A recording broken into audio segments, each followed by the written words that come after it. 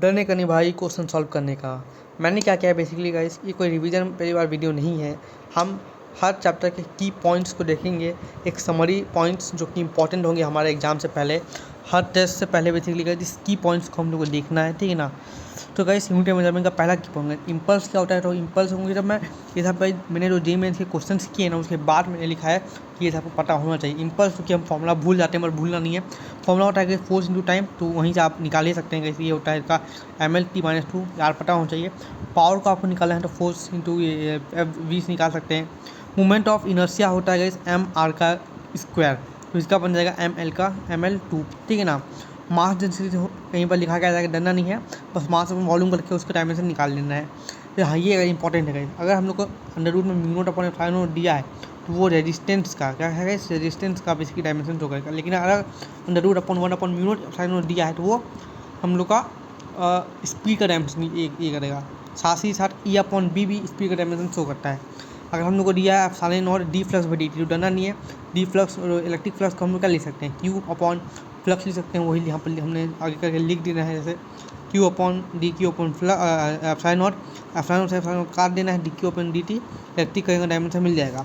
Planck constant याद ही कर लेना है, जो हम लोग को याद भी है। प्लैंक कांस्टेंट होता है mL/t-1, mL/t-1 याद करना है। लेकिन इसके साथ साथ ये भी याद रखना है कि प्लैंक कांस्टेंट के एंगुलर इम्पल्स और एंगुलर मोमेंटम का भी सेम होता है, ठीक है ना। नेक्स्ट एनर्जी हो गया, वर्क डन हो गया, टॉर्क नहीं टॉर्क पर नहीं होता है कि नहीं, energy, work done, movement of force, gravitational potential, energy, ये सब लोग का सेम डायमेंशन होता है, ठीक है ना। नेक्स्ट की पॉइंट है तो हमें एग्जाम से पहले पता होना चाहिए। अगर अपन 1/μ0/ε0 दिया तो ये क्या होता है, स्पीड का स्क्वायर होता है। स्पीड के डायमेंशन के मतलब इसका जो डायमेंशन होता है वो स्पीड का स्क्वायर होता है, ठीक है ना। नेक्स्ट इंटेंसिटी पता होना चाहिए, एनर्जी अपॉन एरिया होता है, वहाँ से हम लोग ये निकाल सकते हैं। अगर हम लोग को प्रेशर ग्रेडियंट दिया है तो ये प्रेशर नहीं होता है, प्रेशर ग्रेडियंट मतलब उसका डायमेंशन ये होगा कुछ mL-2 और t-2। आप इसको ऐसे याद कर सकते हैं कि एनर्जी का कितना होता है, ये वर्क डन का कितना होता है mL/2 t-2, लेकिन इसका mL-2 है, ठीक है ना।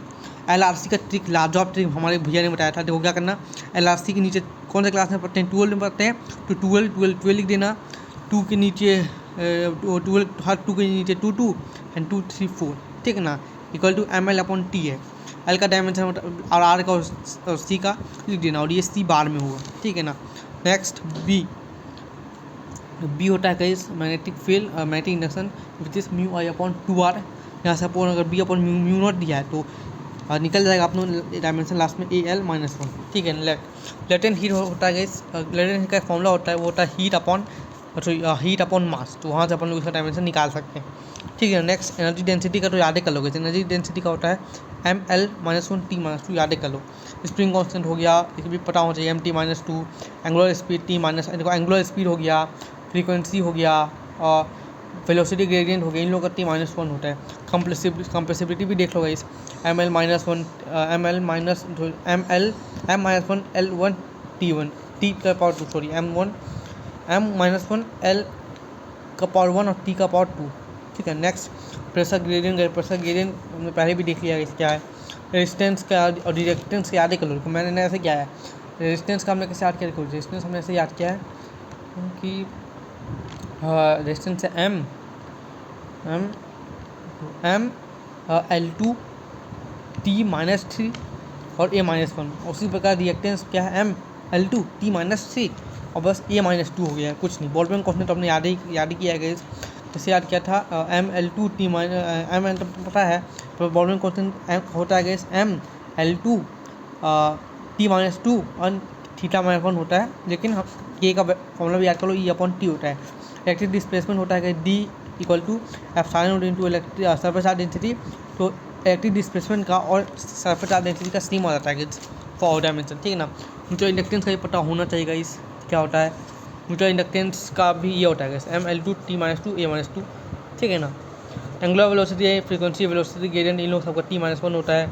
फ्लक्स का mL/2 t-2 A होता है, पता होना चाहिए। Ratio of electric double movement और बेसिक डबल मूवमेंट का याद कर लोगे, L-2 L-1 और t होता है। ये एग्जाम से पहले देख लेना, इसको भी एग्जाम से पहले देख लेना। All the best.